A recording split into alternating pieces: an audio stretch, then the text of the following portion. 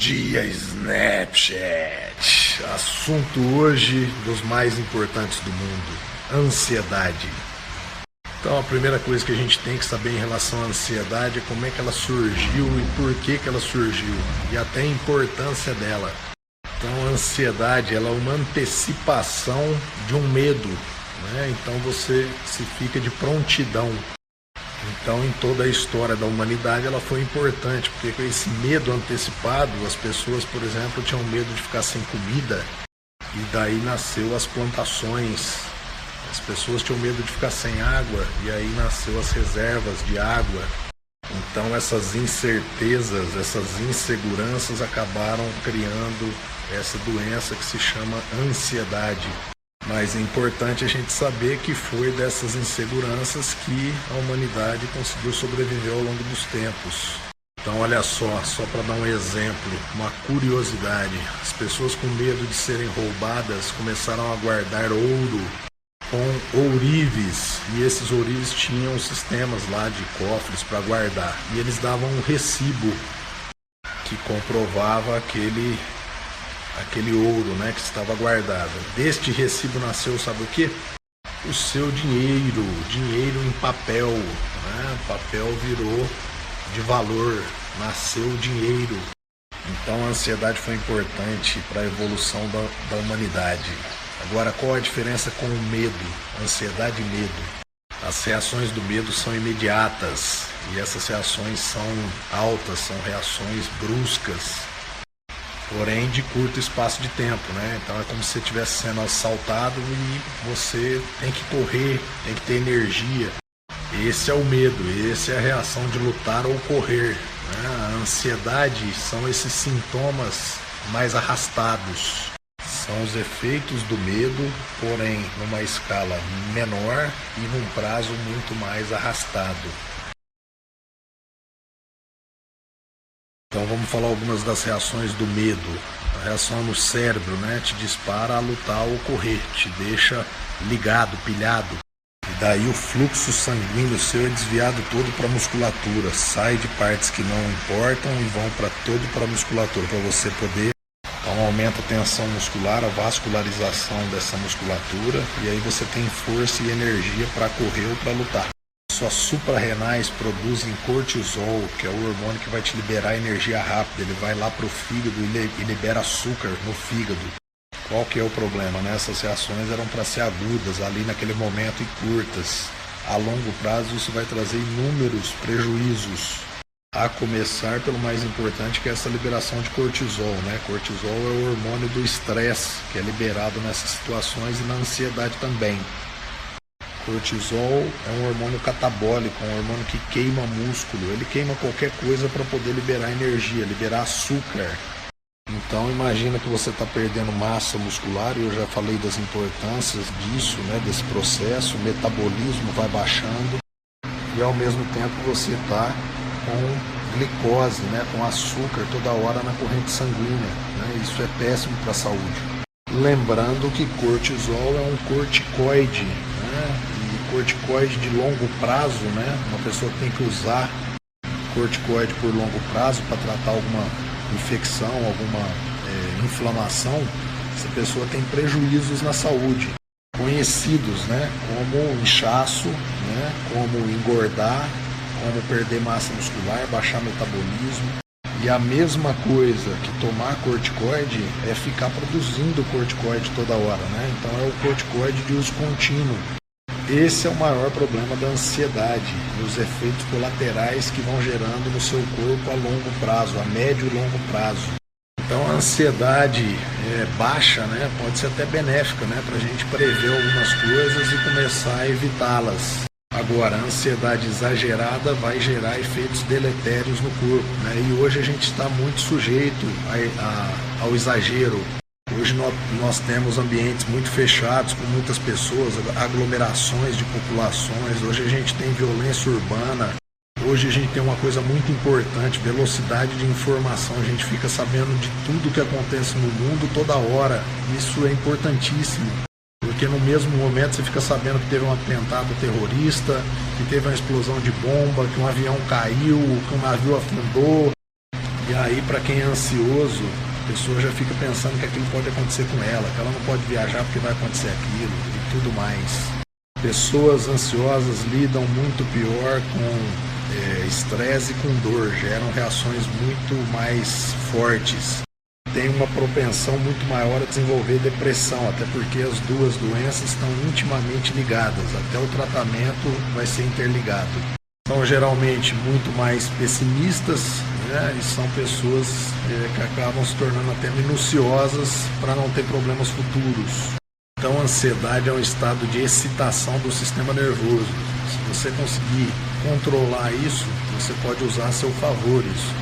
E uma coisa muito importante que vem lá do tratamento da ansiedade, né, a terapia cognitiva comportamental, é enfrentar os medos, enfrentar situações que geram ansiedade ou que geram estresse, né? Não pode fugir, porque quanto mais você foge, pior fica, né? Então é igual falar em público, né? A pessoa que tem medo de falar em público por insegurança, por ansiedade, a terapia cognitiva comportamental pega em cima disso. Aos poucos a pessoa vai se desinibindo, vai falando para menos gente, para mais gente. Então, situações de ansiedade, isso é normal e faz parte da história da humanidade. Quando vira um transtorno é que é o problema. Então, quando a pessoa está mais preocupada e com medo do futuro do que vivendo propriamente o presente, é o momento onde pode estar vivendo um transtorno de ansiedade. Segundo a Organização Mundial de Saúde, 23% dos brasileiros vão ter um transtorno de ansiedade. O problema é que, como uma doença, uma patologia, precisa de tratamento, né? E a maioria das pessoas não procura por tratamento.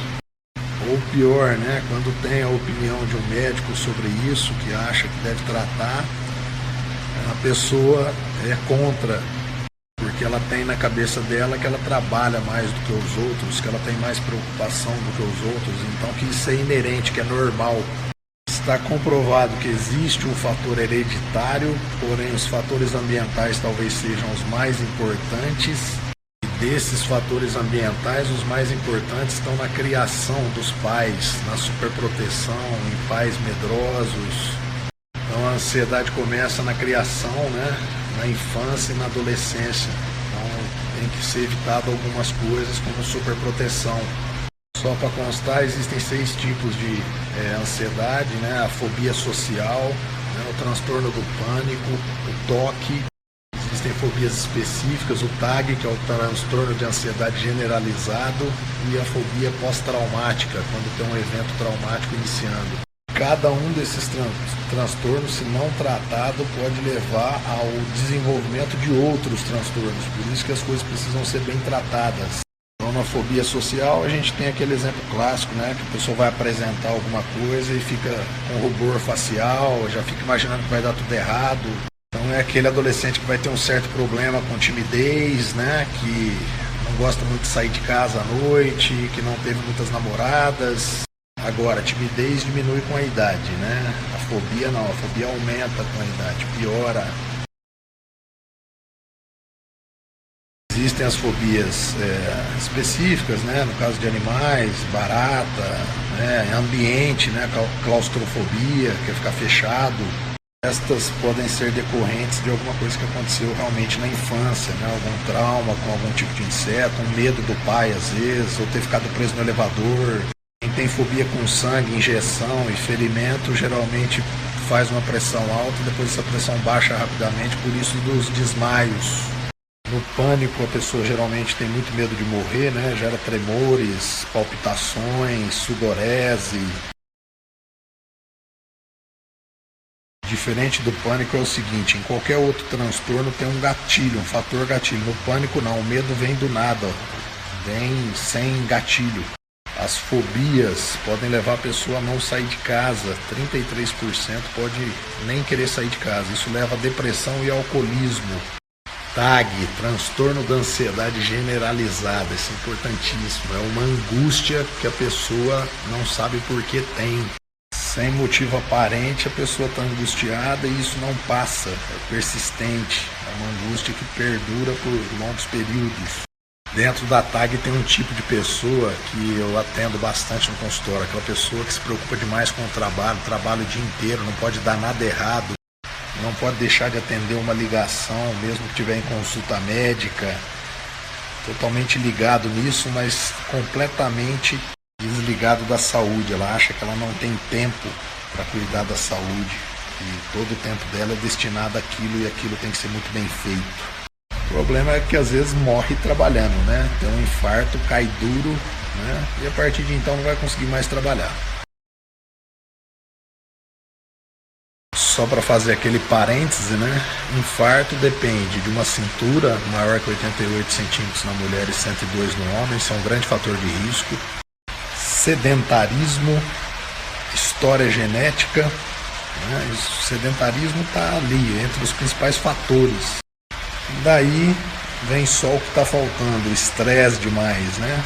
E esse estresse vai levar ao infarto junto com essas outras coisas. O toque é marcado pelo excesso de repetições, né? A pessoa não consegue se contentar em fazer uma atividade uma vez só.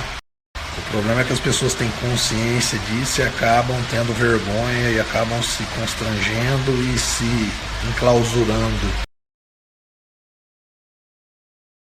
Transtorno pós-traumático, o exemplo clássico é o cara que foi para a guerra, né? Que volta tendo pesadelos, vê flashbacks, perigosíssimo, um índice de depressão que chega a 80% e de suicídios também muito alto, 20% para mais.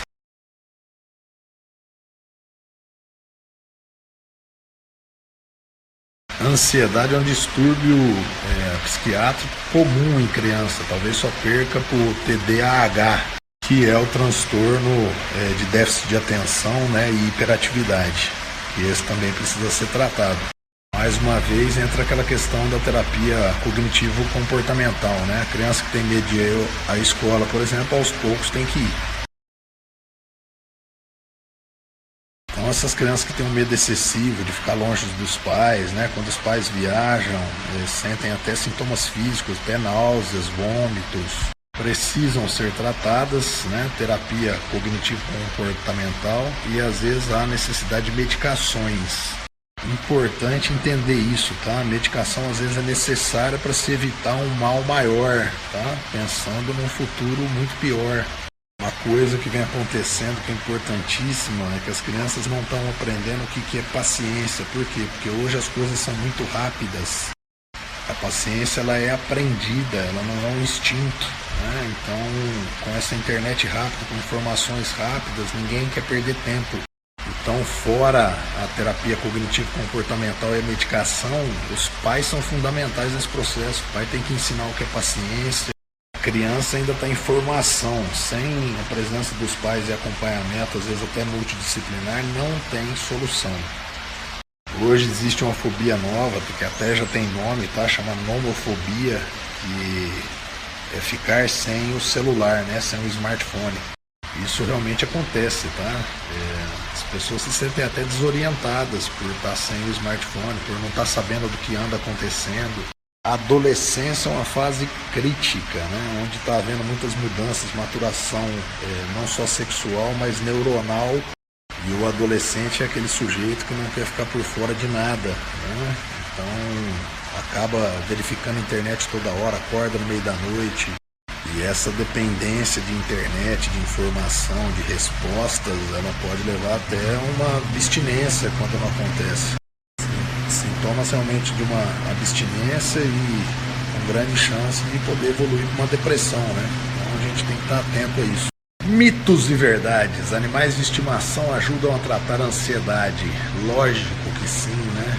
A pessoa tem ali um afeto, né? Um ser para ser criado, né? Que tem necessidades fisiológicas. Bebidas influenciam na ansiedade. Chá de camomila, maracujá, não tem comprovação científica que realmente acalma. Já bebidas com cafeína, se exagerada, realmente pode aumentar a ansiedade. Então, para quem é ansioso, tem que evitar. A ansiedade está relacionada com envelhecimento? Sim, né? A ansiedade, ela provoca mais radicais livres e envelhecimento. Evitar o que lhe causa ansiedade pode ajudar. Errado, né? Atrapalha demais, tem que encarar o problema aos poucos. Exercícios respiratórios ajudam a controlar as crises. Sim, né? A gente já viu isso em filmes e na terapia cognitivo-comportamental. Bebidas alcoólicas ajudam no tratamento da ansiedade. Errado. As bebidas alcoólicas vão só prejudicar porque geram dependência e vício. Cada vez mais aumenta a frequência, a pessoa precisa beber mais vezes na semana, precisa beber toda hora, aumenta o consumo, quantidade. Quem se apoia nisso já pode saber. A chance de evoluir para alcoolismo é muito grande, tá? Igual a de depressão. Ejaculação precoce, a ansiedade está relacionada sim, né? A ansiedade faz com que o cara fique excitado demais. Um hobby pode ajudar a combater a ansiedade, mas acho que principalmente o esporte, né? Um esporte que a pessoa goste, isso é importantíssimo. Atividades físicas que geram prazer, liberam serotonina, e serotonina é o grande lance em relação à ansiedade e depressão, é o grande neurotransmissor. Uma curiosidade em relação à microbiota intestinal, pode estar relacionado com a ansiedade, tá? Os tipos de microbiota e as variações. Aliás, microbiota intestinal está relacionado com tudo, né? Por isso que eu acabo passando probióticos para os pacientes em tratamento. Maconha ajuda com ansiedade. Em termos, agudamente não. Talvez o usuário crônico se sinta mais tranquilo e mais relaxado. Ansiedade e depressão são doenças intimamente ligadas, como eu falei lá no começo. Por isso, os tratamentos são também bem parecidos, né? E às vezes utilizando o mesmo tipo de medicamento. Então, lá na clínica diária, eu prescrevo uma medicação e às vezes o paciente chega e fala: não, doutor, mas eu não sou depressivo, eu li lá na bula que isso trata depressão. Em relação a isso, eu vou dar um conselho. Primeiro, que pessoas ansiosas tendem a pegar a bula e ler a bula inteira, e tendem a partir de então a sentir tudo que está escrito na bula. Então, bula, eu acho que serve a pessoas que entendem o que estão lendo, né?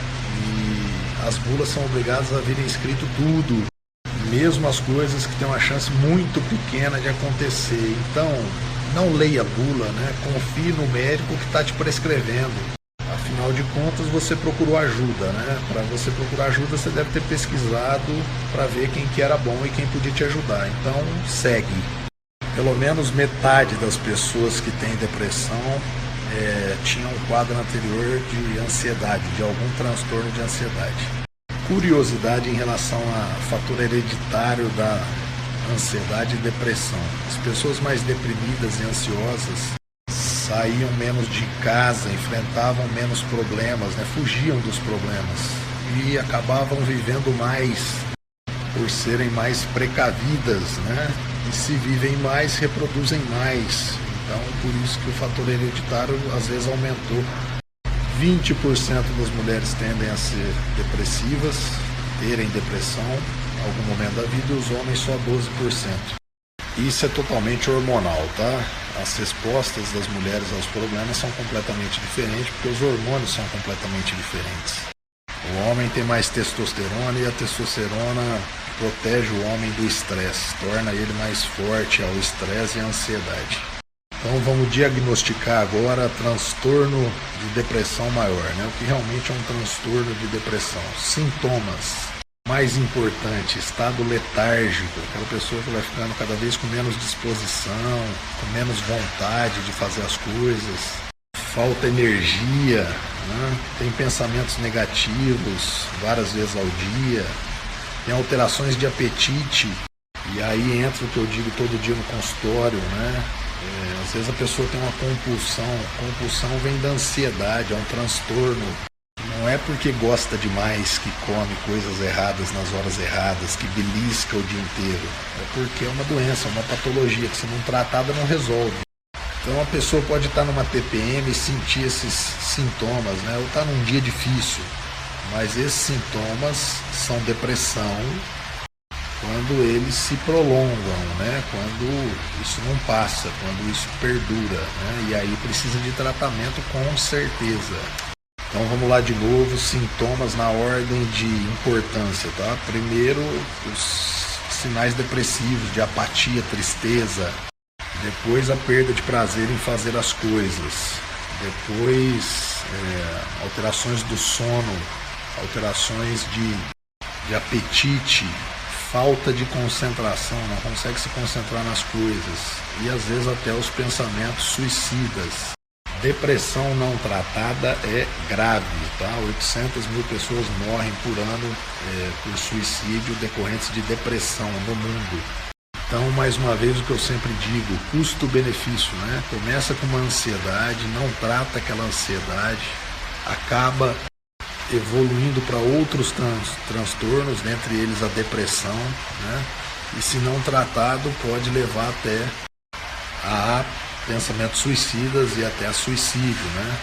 Mas tem outras coisas em relação ao aumento de peso, a vida social prejudicada, né? A baixa autoestima, né?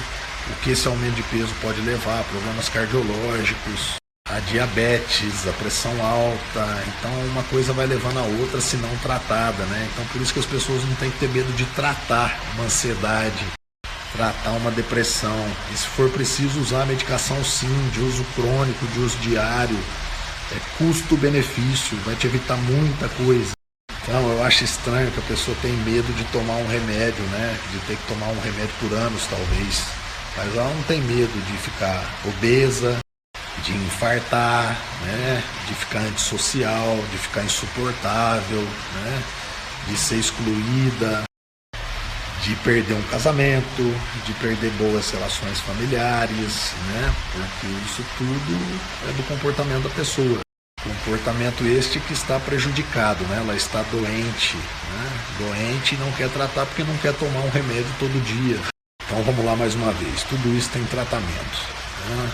O tratamento comprovado de boa eficácia chama terapia cognitiva comportamental, né? Então tem que fazer a terapia, mas lá no consultório eu sigo uma linha um pouco diferente, porque eu preciso de resultados, né? Eu quero ter resultados, eu quero que as pessoas melhorem. Então às vezes a pessoa chega, a gente passa a terapia e quantas realmente vão fazer, né? Quantas realmente vão perder tempo, né? Com saúde, vão perder tempo com uma terapia, vão gastar dinheiro, né? Com isso.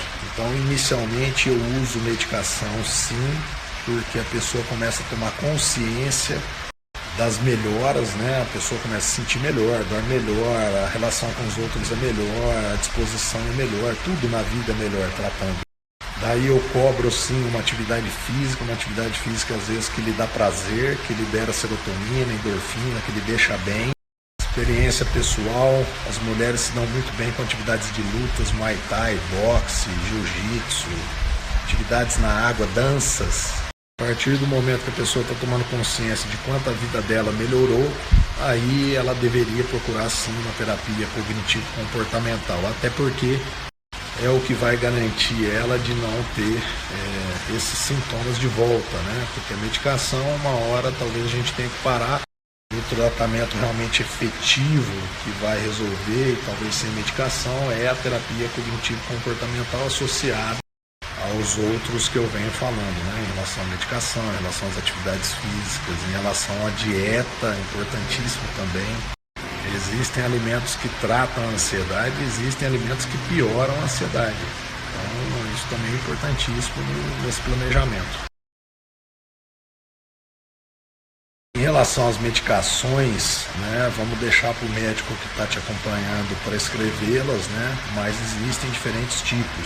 O problema até é que até a década de 70 as medicações não eram boas, né, para se tratar a ansiedade, eram viciantes, tinham que aumentar doses, geravam dependência, podiam aumentar o índice de Alzheimer. Hoje não, hoje as coisas são muito diferentes, as medicações evoluíram. Hoje os mais indicados são os inibidores da recaptação de serotonina, né, seletivos, ou seja, você aumenta a sua serotonina e sabendo lidar bem com essas medicações mais novas, o problema é bem mais facilmente controlado e sem efeitos colaterais. Em relação à terapia cognitivo-comportamental, a ideia é eliminar o fator gatilho, né, o que gera ansiedade, o que gera depressão, o que gera alcoolismo, o que gera compulsões, né? Então aos poucos você vai destruindo aquele fator gatilho, né? Aos poucos você vai fazendo o que você não gosta de fazer. esse é o tratamento realmente de longo prazo, definitivo, que vai resolver o problema, né? Que talvez precise de associações, mas é a base de tudo. Para você se ter uma ideia, com 8 semanas de terapia cognitivo-comportamental, muda-se áreas do cérebro, há mudanças cerebrais com ela. Então a gente tem que estar sempre encarando o problema, segundo a terapia cognitivo-comportamental. Tem que estar ali gerando sempre o estímulo, nunca fugindo. Falei dos exercícios de respiração, mas a meditação cada vez mais tem sido usada para tratamento de ansiedade, depressão, compulsão. Essa capacidade de se concentrar naquele momento, né, no aqui, no agora, e não ficar com pensamentos futuros, né, com suposições futuras. Meditação tem comprovação científica, altera importante área cerebral relacionada com ansiedade e depressão, tá? Então é efetivo. Existem diferentes tipos, né, de meditação, mas a meditação que engloba a atenção plena, né, que é a mindfulness, já tem vários trabalhos científicos mostrando mudanças cerebrais, ativações de áreas cerebrais importantíssimas. Em relação à alimentação, existem neurotransmissores, eles são dependentes de alguns aminoácidos presentes na alimentação. Então a falta desses aminoácidos pode levar à diminuição desses neurotransmissores que são importantíssimos nesse tratamento. Só fazer um parênteses em relação aos chocolates, cafeínas, frituras, coisas que geram prazer. Esse prazer é momentâneo, é um pico, uma euforia que depois leva à letargia, ou seja, além de não tratar a ansiedade e depressão, piora, né? E a pessoa passa a ficar dependente, cada vez mais precisa de mais chocolate, mais vezes, mais quantidade ao longo do dia. Todos os transtornos alimentares, como compulsão, ortorexia, vigorexia, bulimia, anorexia, todos têm o transtorno da ansiedade por trás, tá? Então começa com a ansiedade, podendo levar a isso também, né? A importância de tratar. Algumas coisas importantes em relação a isso, tá? ZMA, zinco, magnésio, vitamina B6, que você vai conseguir através da alimentação ou suplementação. A importância dos probióticos, que eu já falei, do ácido fólico, do complexo B, do ômega 3, evitando então os alimentos que acidificam o pH sanguíneo, né? Refrigerantes, frituras, né? Os fast food da vida. E para finalizar, né, o que eu venho pregando e falando há muito tempo, a ansiedade e o estresse liberam cortisol, que é um hormônio catabólico, que trata-se de um corticoide, que traz efeitos no seu corpo de médio e longo prazo muito ruins, gerando catabolismo, perda de massa muscular, diminuição do metabolismo, flacidez, letargia, inchaços e obesidade, aumento do peso, aumento da gordura corporal, principalmente na cintura, que é a pior que existe para a saúde. Então, se não tratada, também vai levar a uma exaustão da glândula que produz esse cortisol, que chama adrenal, famosa fadiga adrenal. Com essa glândula produzindo menos, não só cortisol, mas os outros hormônios que ela produz, como DEA, sua qualidade de vida vai diminuir demais, a sua disposição vai ficar muito ruim, sua energia é péssima, dores musculares, má qualidade de sono, unha fraca, queda de cabelo, diminuição do libido, desejo sexual. E mais uma vez, por que de tratar bem, às vezes com remédio, com tudo junto, com acompanhamento, né, com tudo que eu vim falando até agora, pode chegar a um ponto que essa fadiga adrenal não tenha volta, que seja uma falência, onde a sua glândula adrenal não produz mais nada. Aí não tem volta. Espero ter falado tudo sobre o assunto. Se tiverem dúvidas, apenas respondo o inbox do Instagram. Não consigo responder todas as redes sociais, então eu foquei no inbox do Instagram, ok? Se tiver dúvida, manda lá. Obrigado a todos. Fiquem com Deus.